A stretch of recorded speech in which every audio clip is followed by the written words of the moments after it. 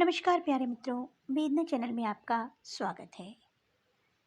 मेरी आज की कहानी है जैसी करनी वैसी भरनी। दोनों आंखों से अंधी एक माँ ने अपने बेटे से पूछा, आज क्या बनाया है बेटा? बहू ने आलू गोभी की सब्जी बनाई है। तेरी बहू ने, बेटे ने तिड़क कर जवाब दिया। माँ ने कहा, बेटा अब दांत नहीं रहे मुझसे, सूखी रोटी सूखी सब्जी नहीं खाई जाती।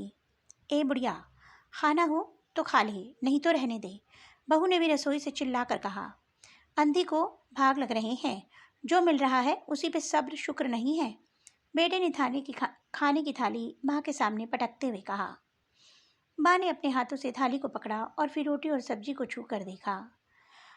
माँ का दिल महसूस कर रह गया। मायूस होकर फिर कहा कि अच्छा बेटा, एक गिलास पानी तो ला दे। बेटे ने पानी लाकर माँ के सामने रख दिया। अंधी माँ ने रोटी उठाई और अपनी रोटी के टुकड़े तोड़ तोड़ कर पानी में भिगोने लगी और उन्हें मुलायम से करके खाने लगी। और इस तरह माँ ने पानी में भिगो भिगो कर अपनी रोटी खा ली। आशा देवी जी की एक आंख में बहुत साल पहले चोट लग गई थी। इलाज भी बहुत कराया पर कोई फायदा नहीं हुआ। धीरे धीरे उस आंख से दिखना बंद हो गया। वो एक आंख से ही देख पाती थी, पर 2-3 साल से दूसरी आंख में भी परेशानी हो गई थी और इस आंख से भी दिखना बंद हो गया था। डॉक्टर को दिखाया तो उसने कहा कि यह आंख बहुत कमज़ोर हो गई है। इस आंख की नसें बहुत कमज़ोर हो गई हैं। धीरे धीरे आंख से भी दिखना बंद हो गया था। दोनों आंखों में काले साए ने जन्म ले लिया था, जो मरने का नाम ही नहीं ले रहा था। अब आशा देवी को उसी काले साए के साथ जीना था। एक तरफ बुढ़ापे की मार, दूसरी तरफ आंखों में काले साए की मार और तीसरी तरफ बेटा बहू का व्यवहार। बूढ़ी औरत के लिए इससे ज़्यादा दुख और जिल्लत की और क्या बात हो सकती थी। जिंदगी उसके ऊपर और क्या क्या सितम ढाएगी। आशा देवी को अपने कानों में अपने पति रमेश जी के शब्द गूंजते हैं। आशा, मेरी प्यारी आशा, मेरी सुंदर सुंदर आंखों वाली आशा। और तभी आशा देवी अपने अतीत में खो जाती हैं। रमेश जी 2 भाई थे। उनके बड़े भाई का नाम दीपक था। दोनों भाइयों की एक फैक्ट्री थी। आशा देवी जी रमेश जी के बड़े भाई की, दीपक की साली थी। आशा देवी बड़े बड़े सुंदर नयन वाली, घने लंबे काले बाल, गुलाब से पंखुड़ी वाले होंठ, शीशे जैसे रंग वाली लड़की थी। जो भी देखता बस देखता रह जाता। आशा देवी सुंदर होने के साथ साथ बहुत ही विनम्र और सुशील भी थी। रमेश जी ने आशा जी को अपने भाई की शादी में ही पसंद कर लिया था। रमेश जी और आशा देवी एक स्कूल में ही पढ़ते थे। रमेश जी 12वीं कक्षा के छात्र थे और आशा जी 11वीं कक्षा की छात्रा थी। रमेश जी आशा जी को रोज छुपकर देखते थे। एक दिन रमेश जी ने अपने प्यार का इजहार किया तो आशा देवी ने साफ इनकार कर दिया और धीरे धीरे वक्त बीतता गया। स्कूल के दिन खत्म हुए तो रमेश जी ने अपने माता पिता और अपनी भाभी को आशा देवी के घर रिश्ता लेकर भेजा। तो आशा देवी के माता पिता ने हाँ कर दी और दोनों की धूमधाम से शादी हो गई। आशा जी और रमेश जी एक दूसरे से बहुत ज़्यादा प्यार करते थे। रमेश जी आशा जी को हमेशा बोलते रहते, आशा, मेरी प्यारी आशा, मेरी सुंदर सुंदर आँखों वाली आशा। आशा देवी ने जब अपने बेटे सौरभ को जन्म दिया तो रमेश जी बोले, धत तेरी, मुझे तो बेटी की चाहत थी और आ गया बेटा। तो आशा जी ने कहा, मुझे तो मेरा राजा बेटा ही चाहिए था, मेरा राजकुमार, मेरे कलेजे का टुकड़ा। हाँ हाँ भाग्यवान, तुम्हें बेटा चाहिए और मुझे बेटे की माँ चाहिए, रमेश जी ने इतराते हुए कहा। तो आशा जी शर्मा जाती हैं।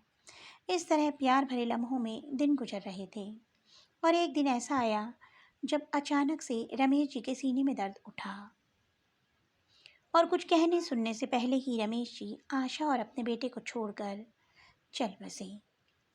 आशा देवी के ऊपर गमों का पहाड़ टूट पड़ा। अभी तो उन्होंने अपने जीवन साथी के साथ जीना ही शुरू किया था। अभी तो उनके जीवन की शुरुआत ही हुई थी और अभी से उनका साथ छूट गया था। रमेश की याद में वो दिन रात तड़पती रहती थी और आंसू बहाती रहती थी। उनके टूटे हुए दिल को किसी भी तरह से करार नहीं आता था। उनके दिल में हर समय एक टीस उठती रहती थी जो किसी भी तरह ख़त्म नहीं होती थी। वह दिन रात बस रोती रहती थी। सौरभ अभी 6 वर्ष का ही था। आशा जी के माता पिता और रमेश जी के माता पिता भी अब इस दुनिया को छोड़कर जा चुके थे। आशा देवी का एक भाई भी था जिसकी माली हालत ठीक नहीं थी। रमेश जी के मरने के बाद उसके जीजा दीपक और बड़ी बहन लता जी को आशा के जेठ जेठानी भी लगते थे का रवैया अब बदल चुका था। रमेश और दीपक की एक जूते बनाने की फैक्ट्री थी। रमेश बाहर का काम देखता था, मार्केट में सैंपल लेकर आ जाता था, ऑर्डर लेकर आता था और माल सप्लाई करता था, जबकि दीपक फैक्ट्री के अंदर पेपर वर्क देखता था। दीपक फैक्ट्री के बाहर का काम नहीं करता था, वह बस फैक्ट्री के अंदर ही रहता था। रमेश के देहांत के बाद लता और दीपक सब कुछ अपने कब्जे में कर लेते हैं। दो दो रिश्ते होने के बावजूद भी आशा को कुछ भी नहीं देते। वे दोनों घर पर भी कब्जा कर लेते हैं और एक छोटा सा घर आशा को दे देते हैं। लता को भी अपनी बहन पर तरस नहीं आता है। वह भी पैसे के लालच में अपनी बहन के साथ धोखा करती है और अपने पति के साथ मिल जाती है। अब आशा देवी अपने 6 वर्ष के बेटे के साथ तन्हा रह गई थी। आशा देवी को अंदर ही अंदर गम खाए जाता था। वह रोज अपने मन में रमेश जी से बातें करती थी कि रमेश जी आप क्यों मुझे छोड़कर चले गए हैं। मैं इस बच्चे की परवरिश अब कैसे करूँगी। हमारे अपनों ने ही धोखा दे दिया। आपके जाते ही सब कुछ खत्म हो गया। एक तो पति के जाने का गम और ऊपर से बहन और जीजा के धोखे ने आशा को निढाल कर दिया था। आशा काफ़ी दिनों तक ऐसे ही सदमे में रहती है, लेकिन जब वह अपने बच्चे को देखती है तो उसे बहुत रोना आता है। अगर उसका बेटा उसके पास नहीं होता तो वह अब तक मर गई होती, लेकिन अपने बेटे के लिए वह जिंदा रहती है। धीरे धीरे आशा अपने आप को संभालती है और आसपास के घरों में कपड़े लाकर सीना शुरू कर देती है और कुछ बच्चों को ट्यूशन पढ़ाना भी शुरू कर देती है। आशा देवी ने सिलाई करके और बच्चों को ट्यूशन पढ़ाकर अपना खर्च उठाना शुरू कर देती है। उसकी बहन लता और जीजा दीपक उसे कभी आकर भी नहीं देखते। सहारा लगाना तो बहुत दूर की बात है। जब इंसान पर दुखों का पहाड़ टूटता है तो उसके अपने भी उसका साथ छोड़ देते हैं। यही आशा के साथ भी हुआ था। आशा का भाई एक सज्जन व्यक्ति था, परंतु उसकी माली हालत ठीक नहीं थी, तो वह अपनी बहन को क्या सहारा लगाता। वह तो खुद ही पाई पाई के लिए मोहताज था। उसने लता को कितनी बार कहा कि आशा के साथ धोखा मत कर, उसका हिस्सा उसे दे दे, उसका हक उसे दे दे, लेकिन लता ने उसकी एक भी नहीं सुनी और आशा को कुछ भी नहीं दिया। दौलत ने दीपक और लता को कठोर दिल बना दिया था कि उनके हृदय में अब लेश मात्र भी दया नहीं रही थी। उसके हृदय से दया निकल गई थी। आशा पर उन्होंने हम रहम नहीं खाया। उन्होंने आशा को दर दर की ठोकरें खाने को मजबूर कर दिया।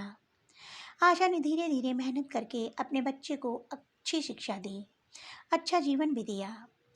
आशा देवी की इतनी उम्र नहीं थी, लेकिन अपने बच्चे के कारण उन्होंने दूसरा विवाह भी नहीं किया।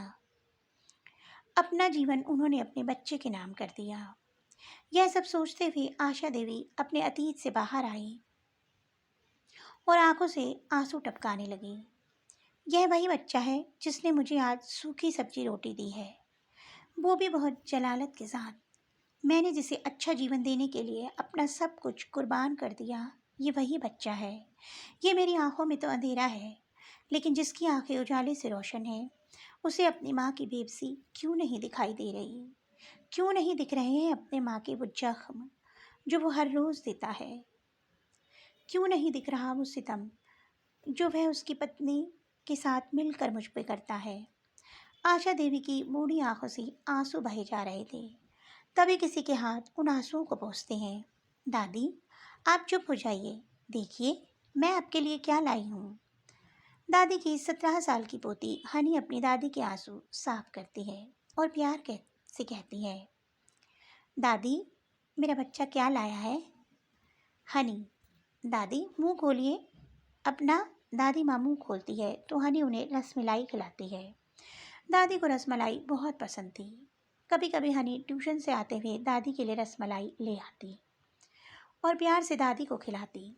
दादी खुश हो जाती और उसे अपने सीने से लगा लेती हैं। आशा देवी ने सौरभ को अच्छे संस्कार दिए, अच्छी परवरिश दी, लेकिन उससे आशा देवी को ऐसी उम्मीद ना थी। लेकिन आशा देवी की पोती हनी अपनी दादी को बहुत चाहती थी। जब भी कभी आशा देवी रोती तो उनके आंसू साफ करके उनके सीने से लग जाती थी। एक दिन घर में सुबह से ही तैयारी चल रही थी। घर को सजाया, पकवान बनते ही हनी ने दादी को ले जाकर दे दिया तो माँ अपनी बेटी पर भड़क गई और बोली, हाँ, तू दे इस बुड्ढी को पहले, इसका भरना भर दे। चाहे सब भूखे रह जाएं, चाहे तेरे भाई के आने से पहले सब खत्म हो जाए, लेकिन तू इस बुड्ढी को दे दे पहले। हनी भी अपनी माँ की ही बेटी थी।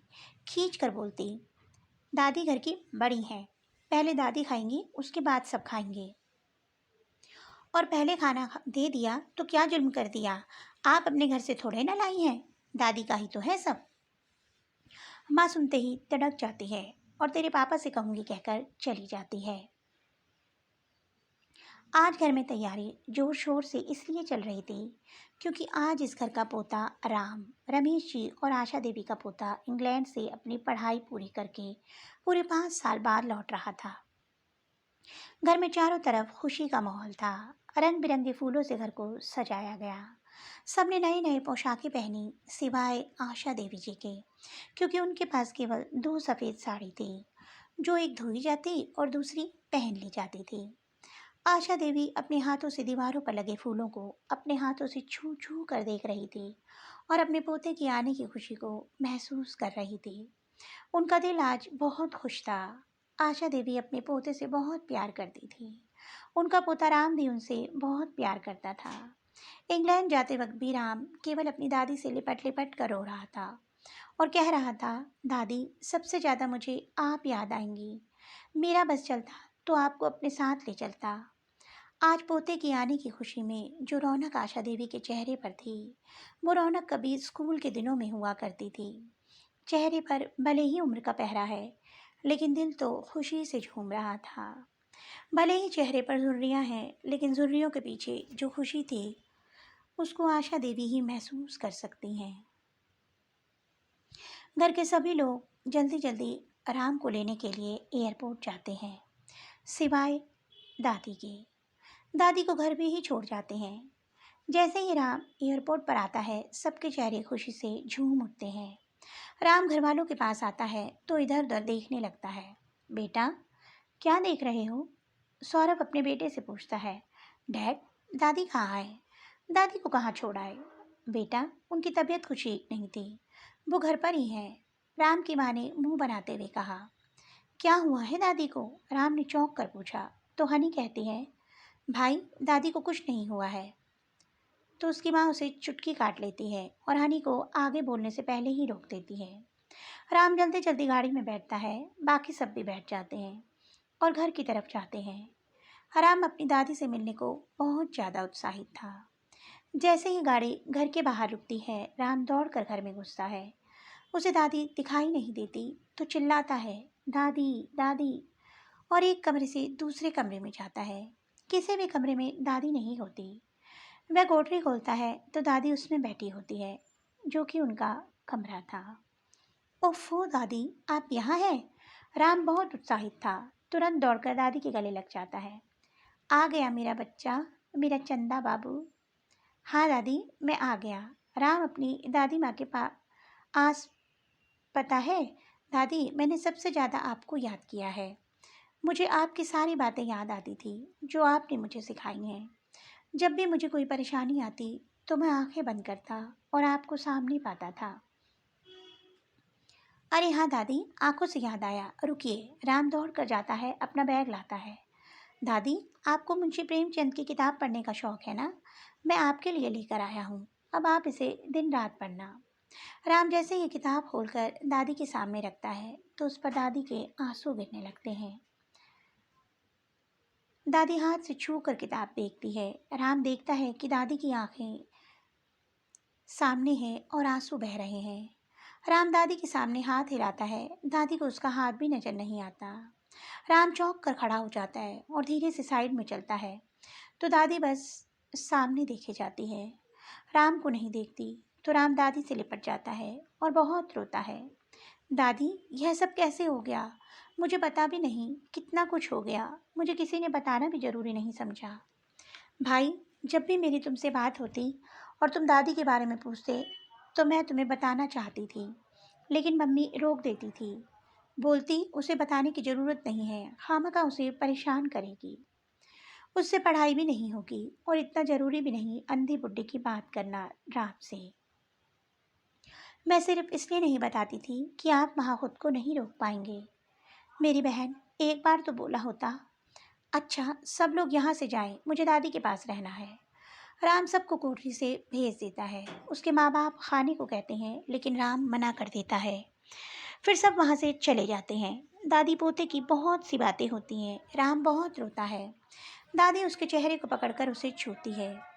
वही आंखें, वही नाक, वही होंठ। दादी हाथ राम के चेहरे पर फेरती है और बोलती रहती है, बिल्कुल अपने दादा पर गया है मेरा बच्चा, पट्ठा जवान हो गया है।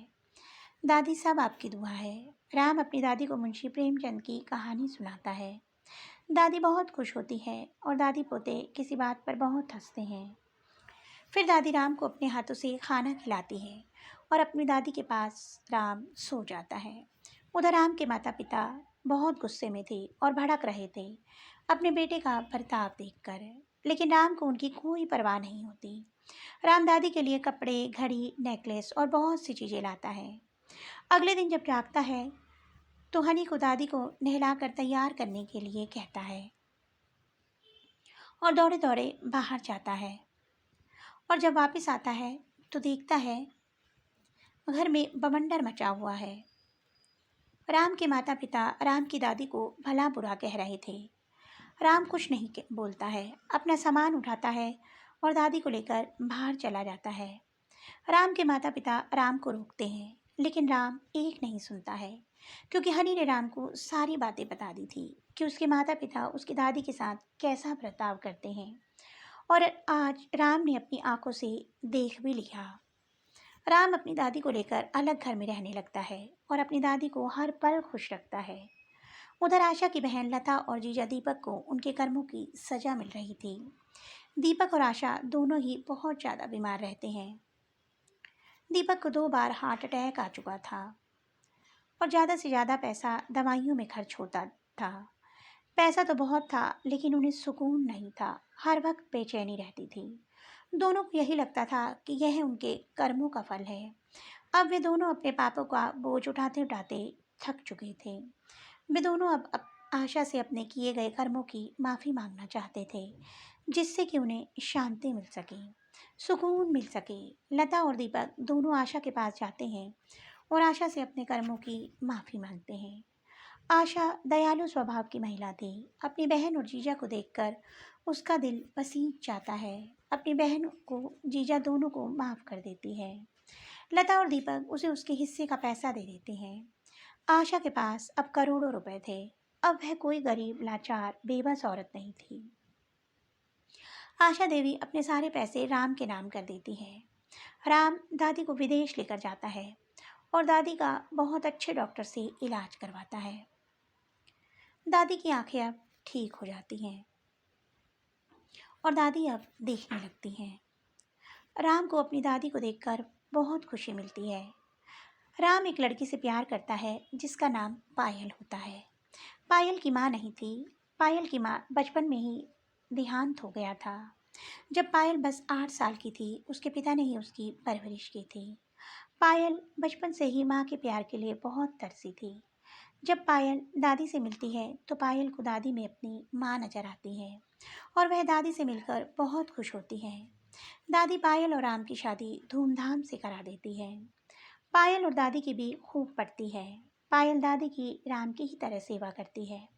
राम के माता पिता राम के पास आते हैं, लेकिन राम को उनकी परवाह नहीं होती है।